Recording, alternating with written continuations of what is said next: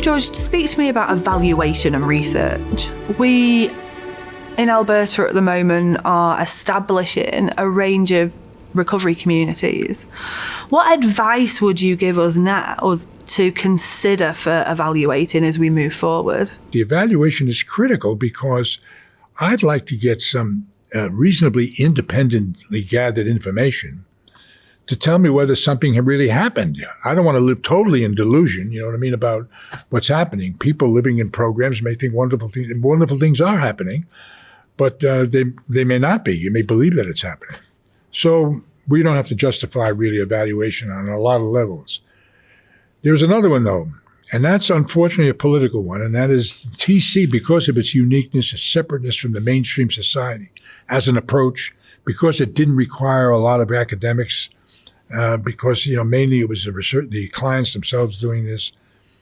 And I hopefully had a great influence in terms of NIDA, because NIDA tolerated that. I said, look, we're not going to produce any controlled studies for you, but we're going to be able to answer answerable questions, which is, how many came to the program this year? How many people stayed this year? I can answer that question, you know what I mean? And then what was the profile of the client? That was already a very sophisticated question. But in the long run, I absolutely agreed. We have to show evidence that what we're doing here is making a real change. I know what the personal witness evidence, I gave you that story in the beginning. I said, well, I saw change, so I know something happened here. But I recognize that a lot of people don't get that opportunity to see change in that way. We got to report it for them. And so I had to convince NIDA, along with some other colleagues, and they were very receptive to it, which is, look, in the whole drug treatment industry, you're going to have to wait for really controlled trials. If you try to impose, if you let that subset of science dictate that requirement, we're not going to learn anything. You're going to interrupt the development of a maturing embryo. And the issue is, you let the drug treatment system evaluate it in terms of what it is saying it is doing. You can do that. And who's coming in, and then begin to specify what are you doing in the program, name what's going on. You can continue to get information. But some of the big questions about, well, now that they've been here and now that they've left, how many are leaving and how many are doing what? Some of the typical first level answers about effectiveness. We did those too. And of course, the headline that needs to be publicly announced everywhere for everybody, when we finally did those first meaningful outcome studies, we went through first 2 or 3 years of descriptive studies of the sorts I described, who comes to treatment, why, and so on, how long they stay, what the retention rates are, and so on. But once we followed, we set up the most rigorous designs for following, so we minimize any biasing errors. But they're not controlled studies; they're observational studies. But you can do them in very, very essentially rigorous ways. And then we published those findings. I did a study with Phoenix House which involved roughly 700 people. And at that point, I looked at 100 graduates, and the rest were dropouts. And we were asking the questions of what did they look like a year later? What did they look like 2 years later? In terms of very typical variables like drug use and criminal use.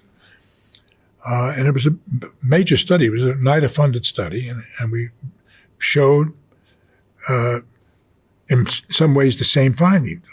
The longer the clients had been in treatment, even if they dropped out, the longer they had been there, the lower were their recidivism rates, the lower were their drug use rates. It was such an impressive finding at the time that we published the paper in JAMA on the crime rates. We didn't even publish it on the drug rates, just on the crime rates. And JAMA accepted Journal of American Medical Association literature. It was repeated through several rounds of national studies that included TC. So evaluation has a tremendous history in the TC modality. It has these intriguing political issues, which is comparisons with other programs. And we continued on this issue to demonstrate the best way to look at it. Programs that are practicing therapeutic community approach, and within those high fidelity programs, that's true for all treatment, high fidelity, are going to do better. But if you want to compare therapeutic community outcomes with outpatient outcomes, what we discovered is, hey, they look similar. So one could say, well, why do we need residential treatment? It's because they look similar outcomes. But it turns out you need them because you got different people. It's a different profile. We need that menu of options. What? We need a menu of options for people, right? We have different subgroups of sub-users. And that's the big one that's very relevant to the Lakeview project, very relevant to the arc of the TC going forward upwards in the future. Why we absolutely have to have a long-term option which says we are in the recovery business, and that is we want to change lives, not only get abstinence, you got to change lives and change identities and move people into, get the outcomes we originally saw, people coming back into society and doing good work. There's a subset of serious substance abusers which will not do well in outpatient treatment, will not do well even in methadone. They go through 5 rounds of methadone and decide they can't make it. These people need that. And so any system, Canadian system, U.S. system, which argues against the necessity for a long-term treatment experience, which is strictly recovery-oriented, not harm reduction, that's a different outcome, and not simply methadone, which is a management outcome, and that's a medical outcome.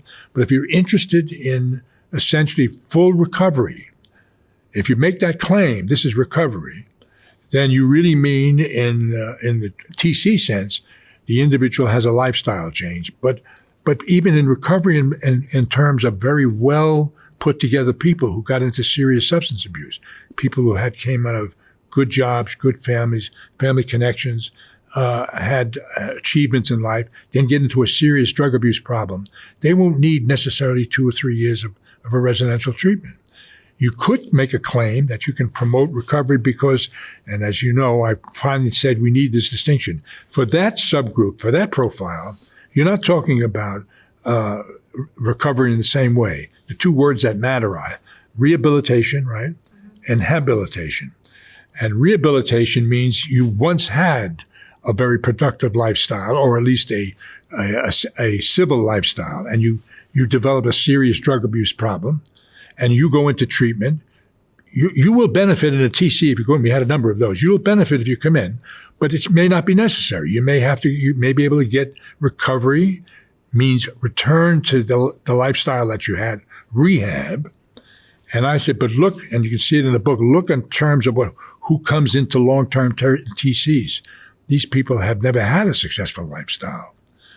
For the most part, they didn't get that far in life. So the TCs had to inherit the major issue of not only their substance abuse, their acting out behavior, some of their criminal tendencies, but actually how do you help them acquire a lifestyle, which means values. Right living was the section of this value system. I tried to enunciate what are the values that they had to learn. And how would they learn them? They're not going to learn them from the police. They're not going to learn it from doctors. They don't learn it from counselors. They finally learn it from each other, you understand, in terms of why it's necessary. And I used to give that lecture right to the residents, that why you have to be honest, not to be a good boy, because honesty is the least error path of living. So this is what I'm getting at in the evaluation issue, where then a therapeutic community as a distinct long-term approach essentially probably is serving a certain describable population of people. We have to know how to do that. And then essentially will produce, if it's a high fidelity, if they all operate on community's method, really with a faithful, that's what fidelity means, with a faithful adherence to the program and its principles and practices. That's a lot of training. Then you'll justify its existence in any society, even if it's all public health money, even if you don't have social enterprises. Social enterprises will facilitate it a lot, but it will happen if the public comes to recognize it in the way I'm talking about it. And the evaluation is capable of telling that story. Thank you for that detailed explanation, George, about the evaluation, because within the province now, we're at that point now to really consider our next steps forward.